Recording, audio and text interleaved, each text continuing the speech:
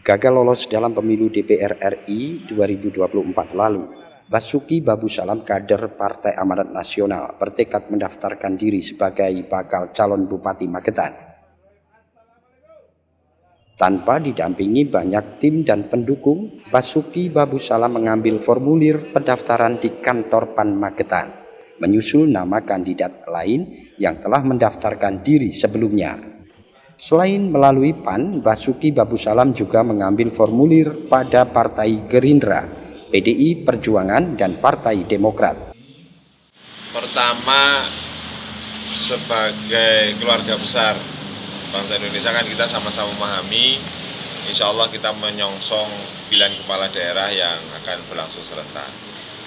Pimpinan partai tentu saja berkomunikasi dengan semua stakeholder, dan dari semua komunikasi itu saya diperintah hari ini untuk kemudian melangkah mengikhtiari pencalonan sebagai kepala daerah di Magetan. Insya Allah kita sudah confirm membangun komunikasi dengan teman-teman di keluarga besar PDI Perjuangan, di Gerindra, dan di Partai satunya Demokrat. Nah, ini kita awali dari PAN, terus kemudian setelah ini kita melangkah bersama-sama. Sebelumnya sudah ada kita juga komunikasi, dan kalau ditanya ini dalam rangka apa ya, partai itu kan semua dideklarasikan untuk berkontribusi terhadap pembangunan. Nah, kader-kader partainya yang kemudian diberi perintah untuk kemudian mencoba membangun komunikasi dengan masyarakat.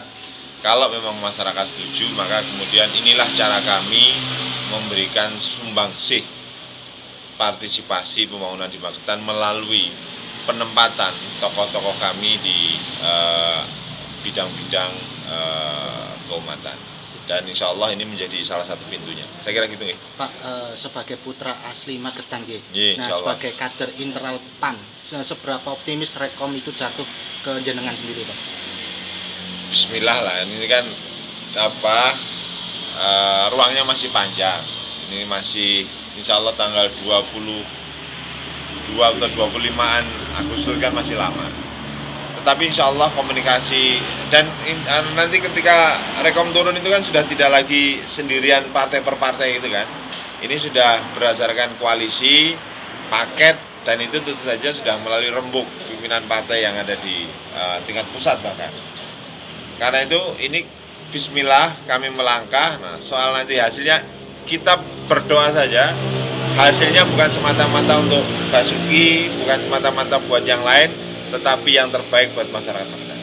Pak, kira-kira nanti Magetan nanti dibawa kemana, Pak? Mengingat potensinya kan banyak, mulai dari wisata, alam, dan sebagainya, Pak. Bismillah, ini kan salah satu diskusi panjang dengan teman-teman baik di dalam maupun di luar Magetan. Kalau kita membaca Magetan itu salah satu yang harus dilakukan adalah membuka Magetan agar kemudian Magetan terintegrasi dengan pembangunan di tempat-tempat lain. Potensi kita punya banyak, kita punya panas bumi yang hebat, kita punya wisata yang keren, kita punya hasil pertanian yang luar biasa.